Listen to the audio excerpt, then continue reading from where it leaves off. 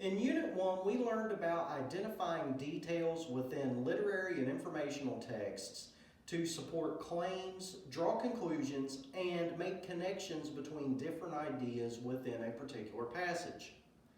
Well, Unit 1 was about laying the foundation for what we are going to be examining in Unit 2.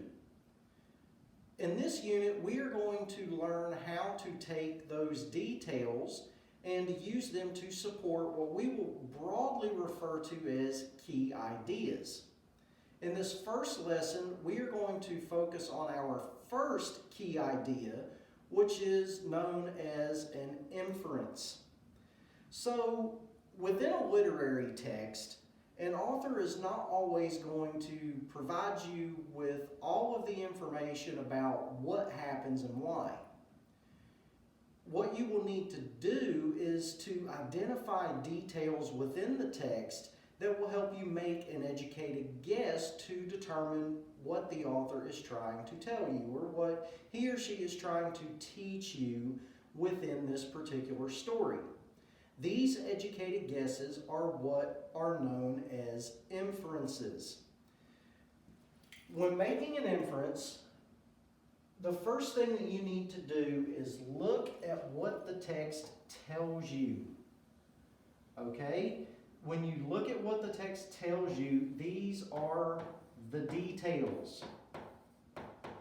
Now, within a literary text, we learned in the first unit that those details often include story elements, such as character traits.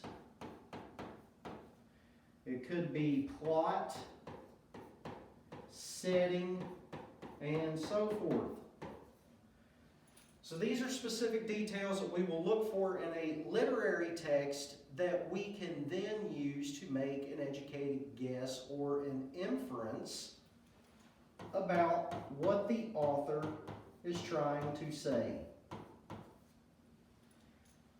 Now, to make an inference, you are going to answer two very important questions. First, why might the characters act, look, think, or feel the way that they do?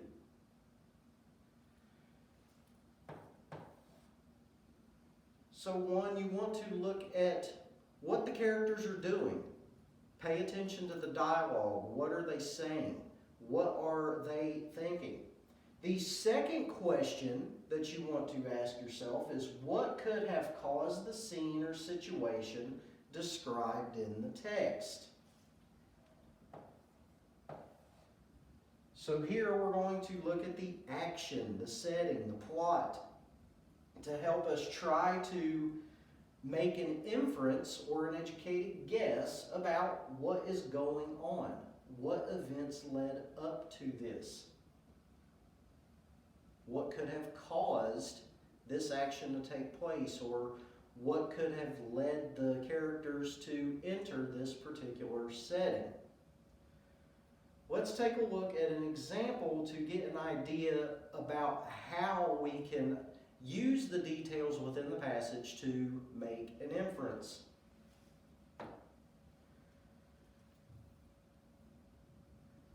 Let's take a look at the text. Laura walked through the door with a frown on her face. "Can somebody grab me a towel?" she called out. "You should have let me pick you up in my truck instead of riding your bike home," Laura's stepdad said as he handed her a towel.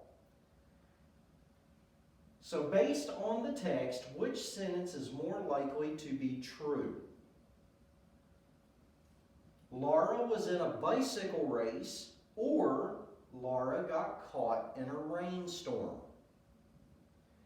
Now, do we know for sure what is going on based on what is stated in the passage? Well, the author does not directly tell us whether Laura was in a bike race or she was caught in a rainstorm. So we have to look for clues in the text to help us make a determination, make an educated guess about what is taking place. So let's see if we can identify some specific details within the text. All right, so we're told that she walked through the door with a frown on her face. Okay, so she has a frown on her face, which means that she is upset or unhappy about something.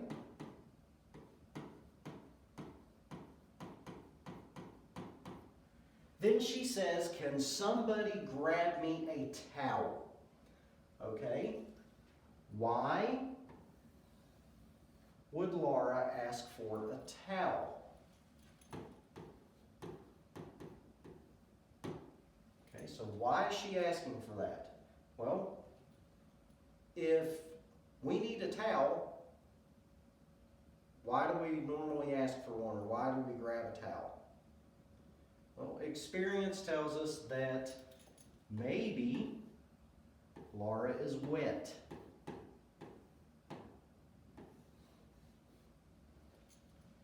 Let's take a look at the next piece of dialogue. "You should have let me pick you up in my truck instead of riding your bike home," Laura's stepdad said as he handed her a towel.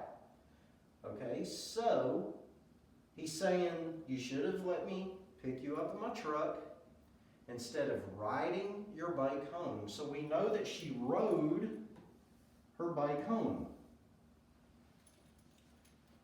So if she's riding her bike, she's out in the open.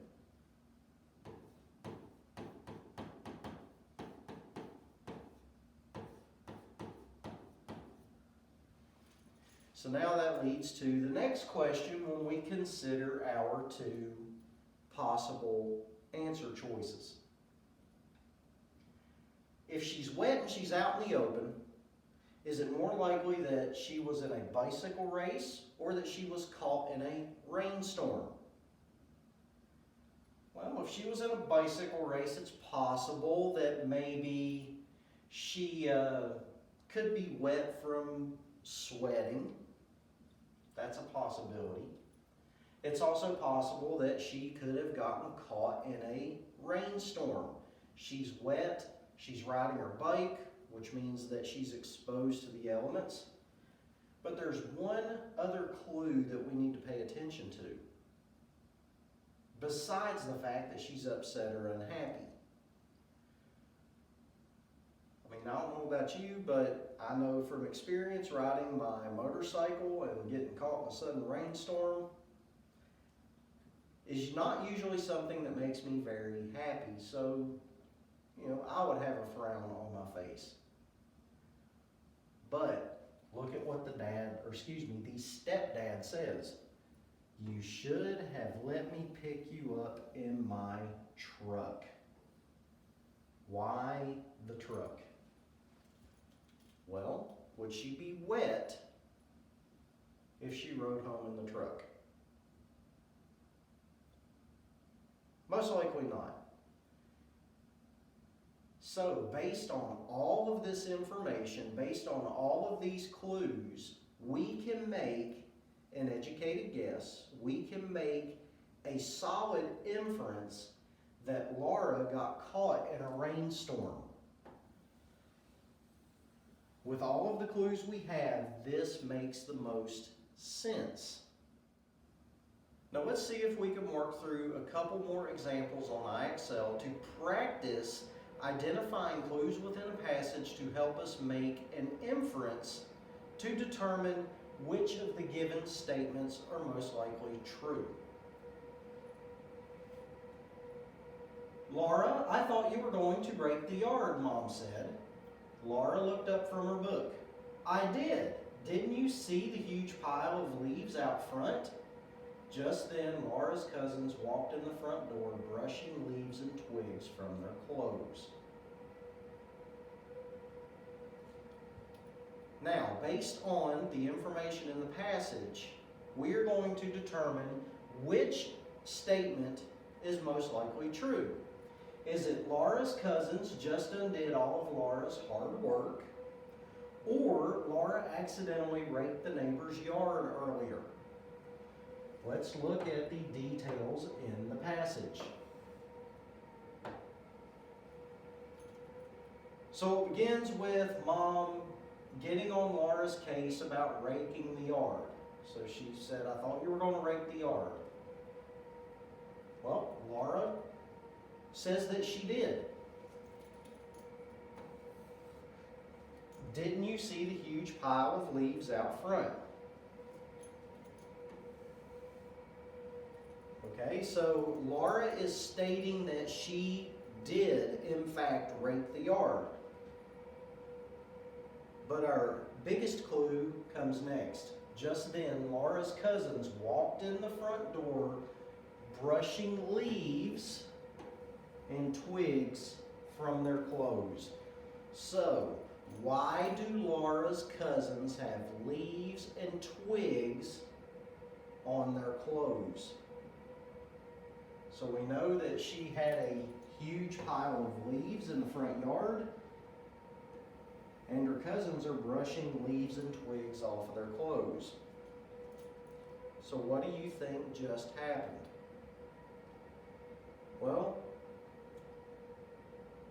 if anybody has ever raked leaves, put them in a pile, and jumped into them, how long does that pile stay a pile? Not very long. Not only that, how bad do the leaves and twigs get all over your clothes? Well, experience tells us, yeah, it does do that quite badly. So, based on the details within the passage, we can infer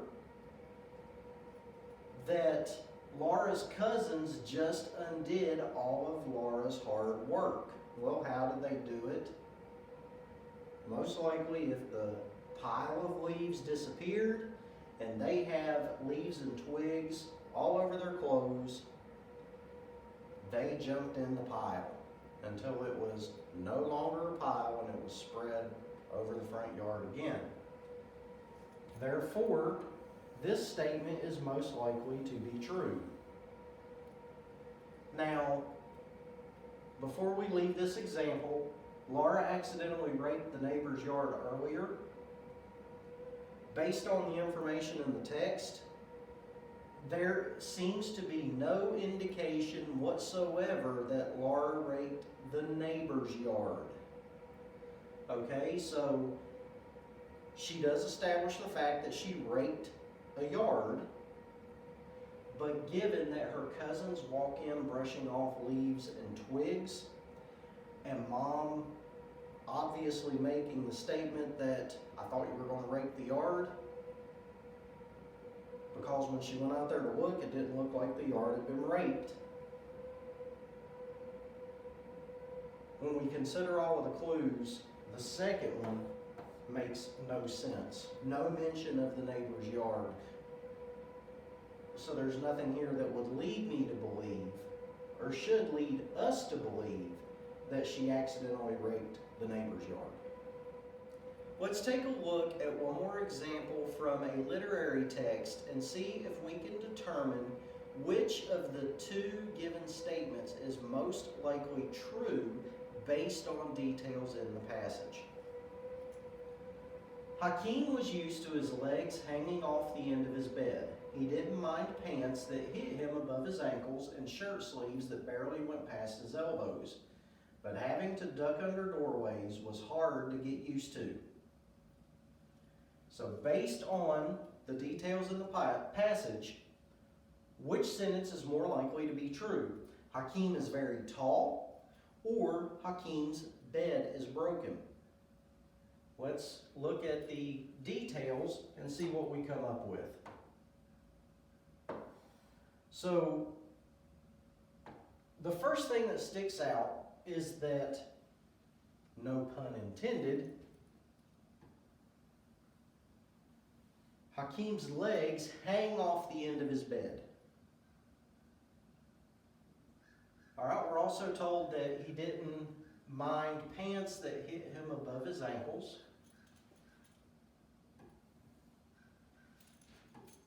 So in other words, his pants are more like high waiters.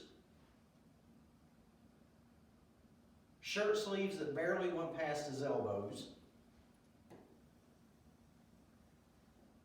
Okay, but having to duck under doorways was hard to get used to. Now, we have to ask ourselves a simple question here. Why? Why do his legs hang off the end of his bed? Why are his pant legs riding above his ankles? And why his shirt sleeves don't go very far past his elbows? Okay, so if his pants run a little high on his legs and his shirt sleeves don't go far past his elbows, that leads us to believe that his clothes don't quite fit right. Why would the legs hang off the end of his bed?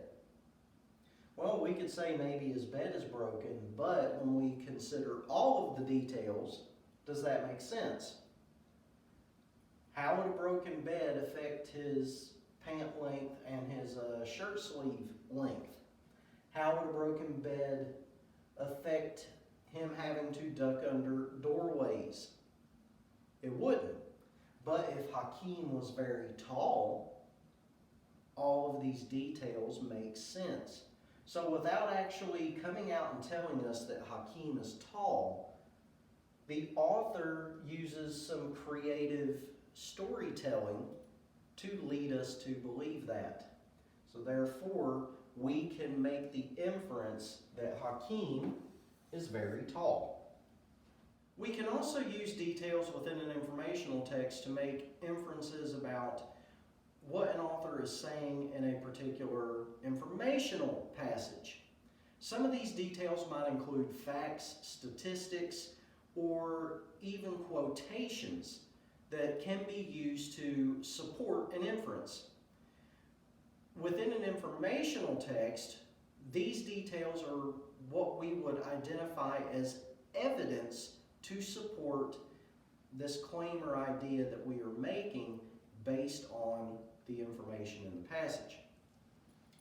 If you look at the example, we have the statement, the jazz singer Ella Fitzgerald is still admired today.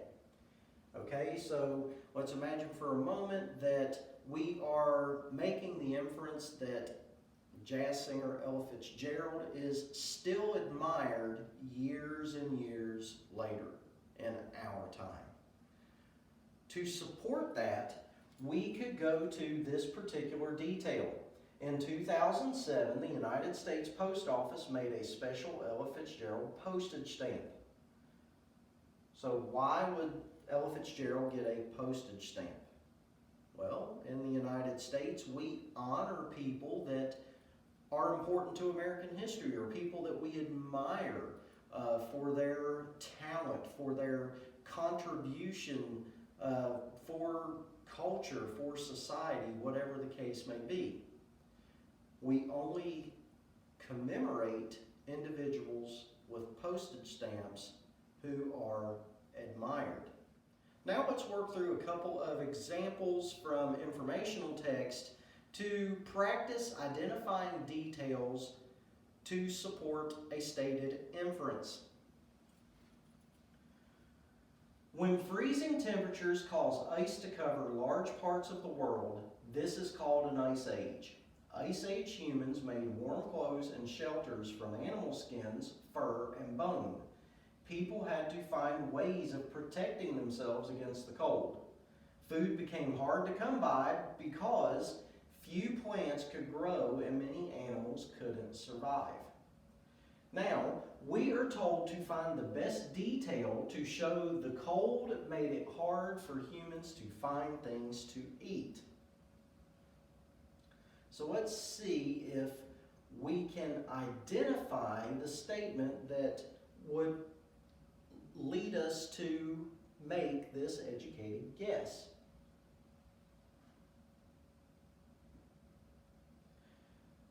So in our last sentence, it states that food became hard to come by because few plants could grow and many animals couldn't survive.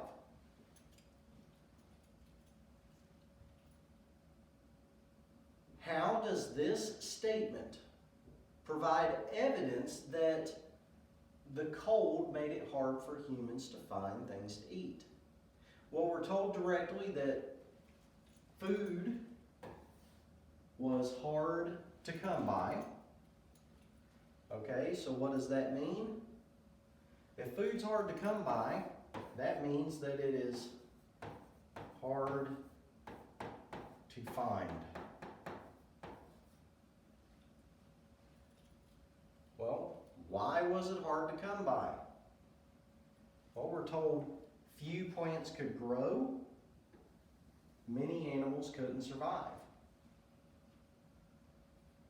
Well, why were there animals that were not able to survive, and why could only a few plants grow? We need to think about the overall context of the passage. What's going on here? Okay, so when freezing temperatures cause ice to cover large parts of the world, this is called an ice age. Okay, so this passage is talking about an ice age.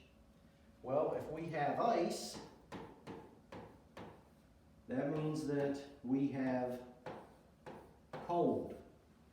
Okay, temperature has to be pretty cold in order for ice to form.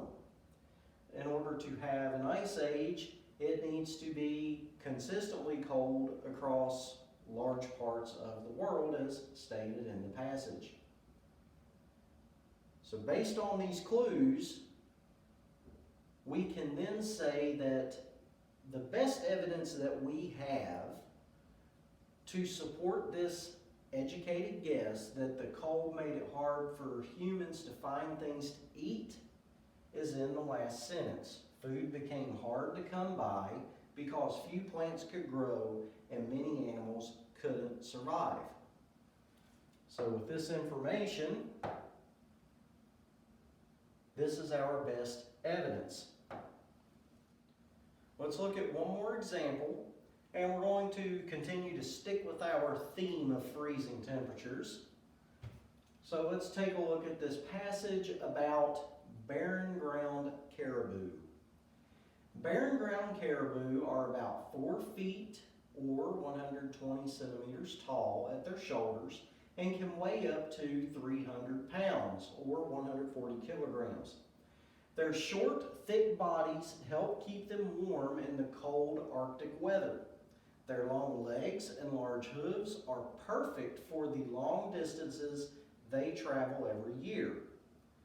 Now we are asked to select the best detail to show barren ground caribou are well suited to freezing temperatures.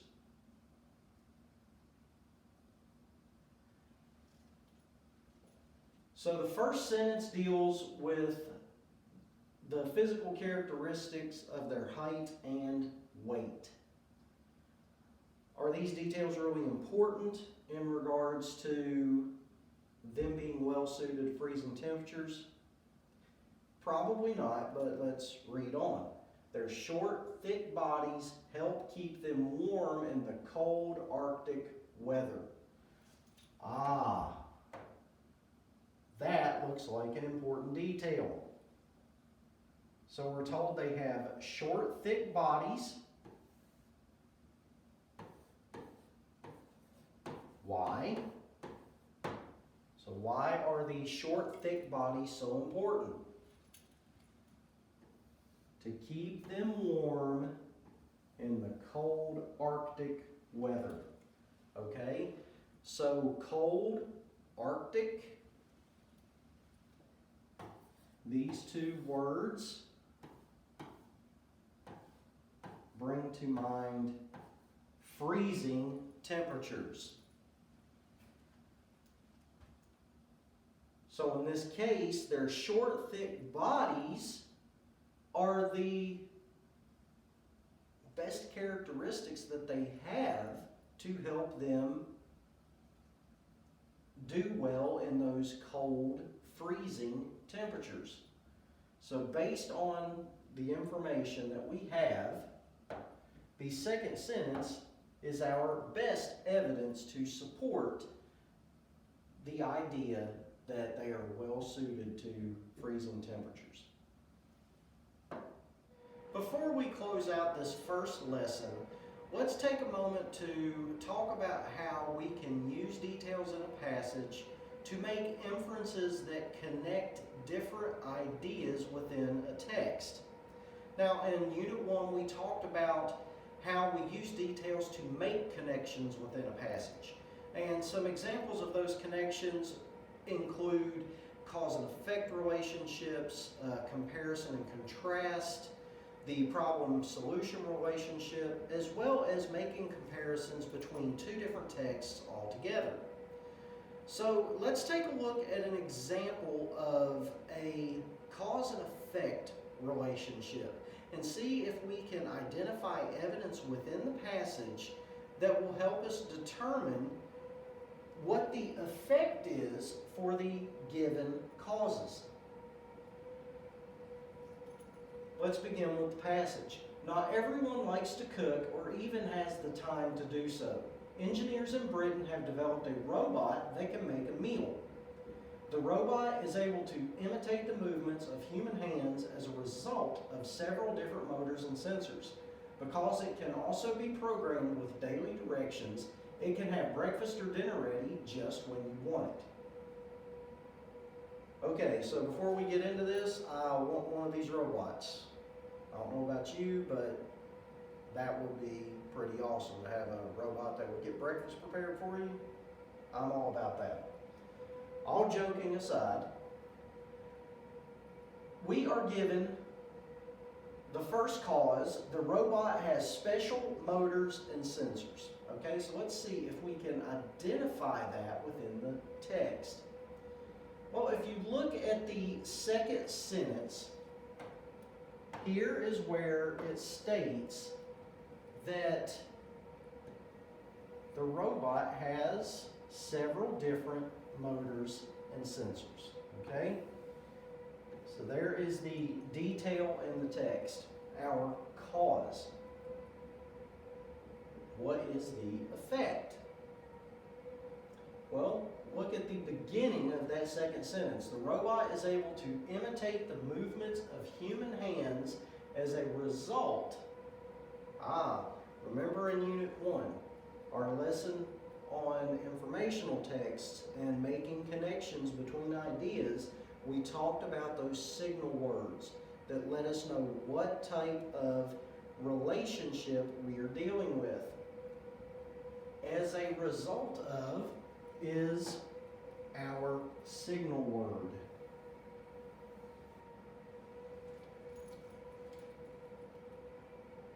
As a result of what?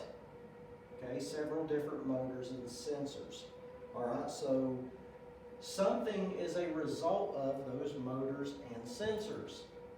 That's what we see at the beginning of the sentence. The robot is able to imitate the movements of human hands. Okay, so that's where we're going to focus. Imitate the movements of human hands. Now, based on this information, what can we infer about the effect? So if the robot has special motors and sensors, then we can make the inference based on this statement right here that the robot can move like a person. So that is our first effect.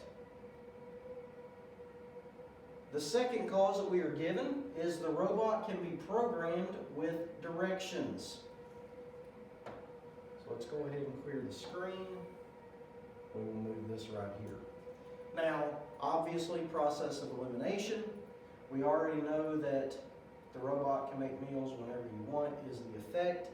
But, again, we need to practice identifying those details in the passage. So let's see if we can find evidence to support this inference that robots can make meals whenever you want them. So in the text, we are given the detail the robot can be programmed with directions. Okay, so here we are told specifically the robot can be programmed with daily directions. Okay, so this, of course, is our cause.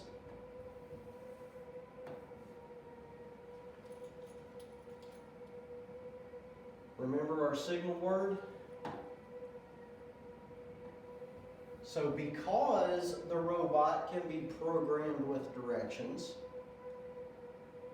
so that tells us right off that that's the cause. What's the effect? It can have breakfast or dinner ready just when you want it. Okay? So it can have breakfast or dinner ready. You can program this robot to start cooking breakfast at 5:45 a.m. if you have to get up at 6 o'clock in the morning to get ready for work. So based on this information, the effect of the robots being programmed is that they can make meals whenever you want them and actually have them ready for you. So given the information that we know the robots can be programmed, we can make the inference that they can have your meals ready for you when you want them. So let's go ahead and move this down here. Let's practice with one more example.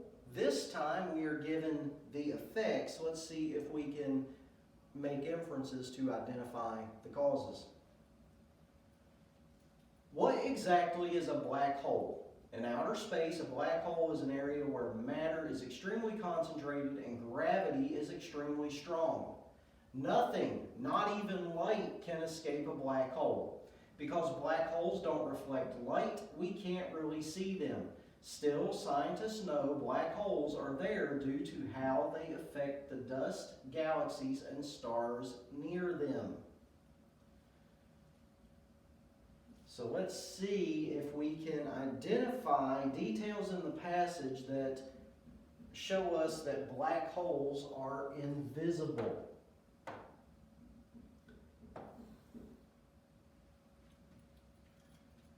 If you look at the third sentence, because black holes don't reflect light, we can't really see them. Okay? Well, if we can't see them, what does that mean? That means that they are invisible. If you can't see something, it's invisible. Why can't we see a black hole? Well, our signal word, because, says black holes don't reflect light. So since black holes don't reflect light, the cause is that black holes are invisible. So this is our cause. Black holes don't reflect light.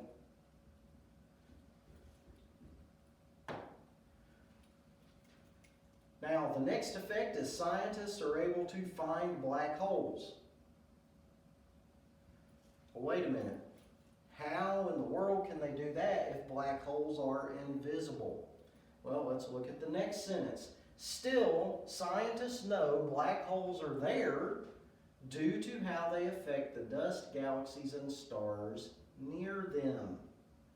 Okay, so scientists know where black holes are, so they're able to find black holes. So they know black holes are there. Signal word due to how they affect the dust, galaxies, and stars near them. Okay, so they don't actually look for the black hole because they can't see it. The black hole's invisible. What they do is they look for the objects that are near them, objects such as dust, galaxies, and stars. So black holes have an effect on those objects. So how do scientists know where to find black holes? They look for the dust, galaxies, and stars and look for changes in how they act, what they're actually doing. So in this case, black holes affect objects near them, so scientists are able to find the black hole. And then black holes don't reflect light, therefore black holes are invisible.